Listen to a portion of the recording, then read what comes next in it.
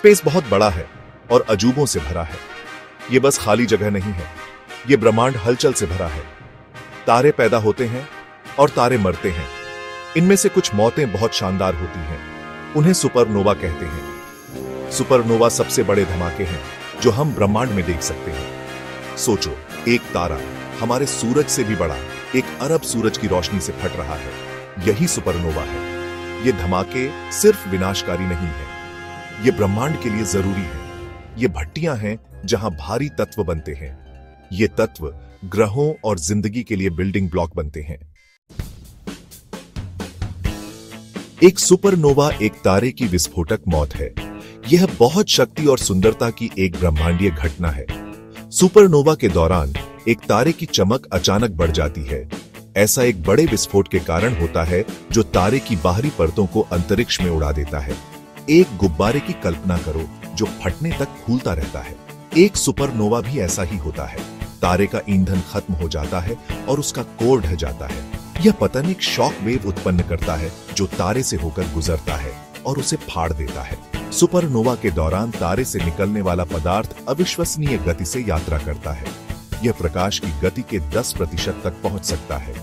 यह पदार्थ पूरे आकाशगंगा में फैलता है और अपने साथ मरते हुए तारे के केंद्र में बने तत्वों को ले जाता है।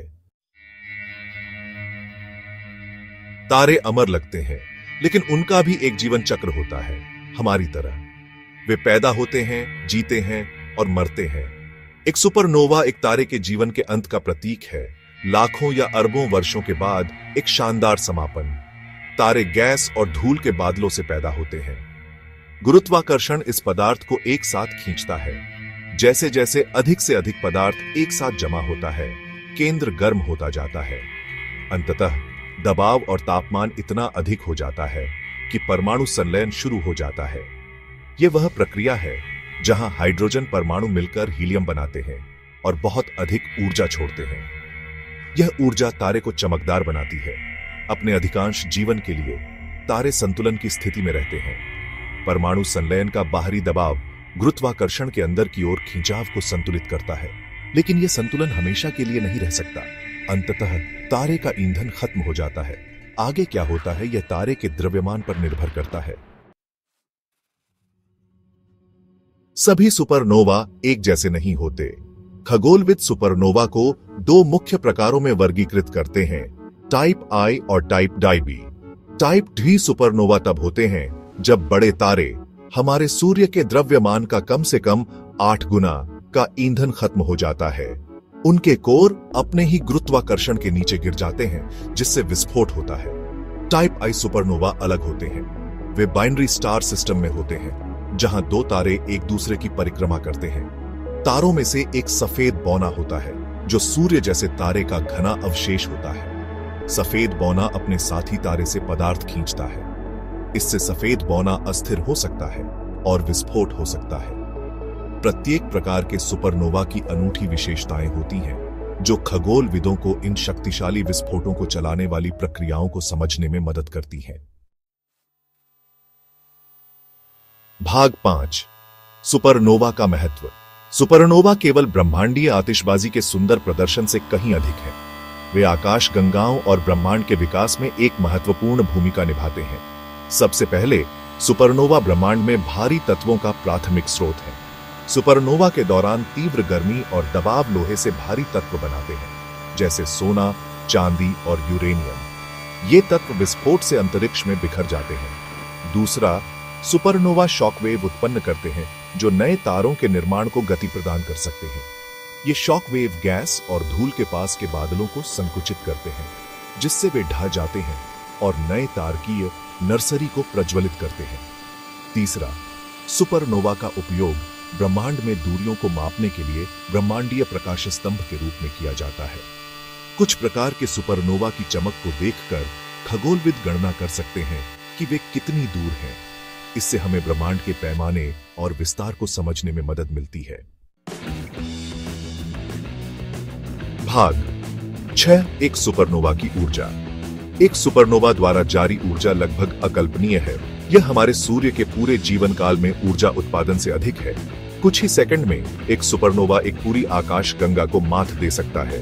इसे परिप्रेक्ष्य में रखने के लिए विचार करें कि हमारा सूर्य लगभग 3.8 गुना 10 की घात 26 वॉट बिजली उत्सर्जित करता है। एक सुपरनोवा संक्षेप में 10 की घात 44 वॉट की चमक तक पहुंच सकता है। यह हमारे सूर्य से 10 अरब गुना अधिक चमकीला है।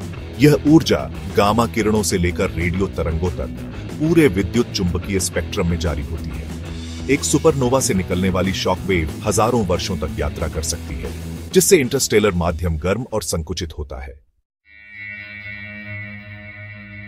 भाग 7 सुपरनोवा और तत्वों का निर्माण। सुपरनोवा हमारी दुनिया को बनाने वाले कई तत्वों के निर्माण के लिए जिम्मेदार हैं।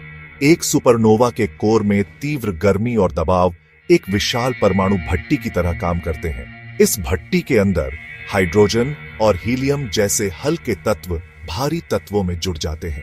यह प्रक्रिया, जिसे न्यूक्लियोसिंथेसिस कहा जाता है, कार्बन, ऑक्सीजन, नाइट्रोजन और लोहा जैसे तत्व बनाती है।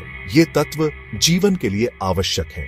हमारे रक्त में आयरन, हमारे द्वारा सांस लेने वाली ऑक्सीजन और हमारी हड्डियों में कैल्शियम सभी एक मरते हुए तारे के केंद्र में बनाए गए थे। जब एक सुपरनोवा फटता है तो यह इन नए बने तत्वों को अंतरिक्ष में बिखेर देता है। ये तत्व इंटरस्टेलर माध्यम के साथ मिल जाते हैं। ग्रहों और जीवन के निर्माण खंडों से इसे समृद्ध करते हैं। अरबों वर्षों में यह सामग्री नए तारे, ग्रह और यहां तक कि जीवन बनाने के लिए एक साथ आती है। भाग 8 सुपरनोवा का अवलोकन। सुपरनोवा दुर्लभ घटनाएं हैं, लेकिन हम फिर भी उनका अवलोकन कर सकते हैं। खगोलविद दूर की आकाशगंगाओं में चमक में अचानक वृद्धि की तलाश में सुपरनोवा की खोज करते हैं। जब एक सुपरनोवा होता है तो यह पृथ्वी से नग्न आंखों से भी दिखाई दे सकता है। सबसे प्रसिद्ध सुपरनोवा में से एक SN 1054 ईस्वी में चीनी खगोलविदों द्वारा देखा गया था। इसका अवशेष क्रैब नेबुला आज भी दिखाई देता है। आज खगोलविद सुपरनोवा का पता लगाने और उनका अध्ययन करने के लिए परिष्कृत दूरबीनों का उपयोग करते हैं। यह अवलोकन हमें तारों के जीवन चक्र, तत्वों के निर्माण और ब्रह्मांड के विकास को समझने में मदद करते हैं। भाग 9 निष्कर्ष, सुपरनोवा और भविष्य। सुपरनोवा विस्मयकारी घटनाएं हैं जो हमें ब्रह्मांड की गतिशील और हमेशा बदलती प्रकृति की याद दिलाती हैं। वे विनाशकारी और रचनात्मक दोनों ताकतें हैं जो ब्रह्मांड को आकार देती हैं और जीवन के लिए आवश्यक तत्वों के साथ इसे सींचती हैं। जैसे जैसे हम ब्रह्मांड का पता लगाना जारी रखेंगे, हम निस्संदेह इन शानदार घटनाओं को और देखेंगे। प्रत्येक सुपरनोवा हमें उन मूलभूत प्रक्रियाओं के बारे में अधिक सिखाता है जो ब्रह्मांड और उसमें हमारे स्थान को नियंत्रित करती है। अगली बार जब आप रात के आकाश की ओर देखें तो याद रखें कि आपके रक्त में आयरन और आपकी हड्डियों में कैल्शियम कभी एक मरते हुए तारे के केंद्र में बना था, जो सुपरनोवा की स्थायी विरासत का प्रमाण है।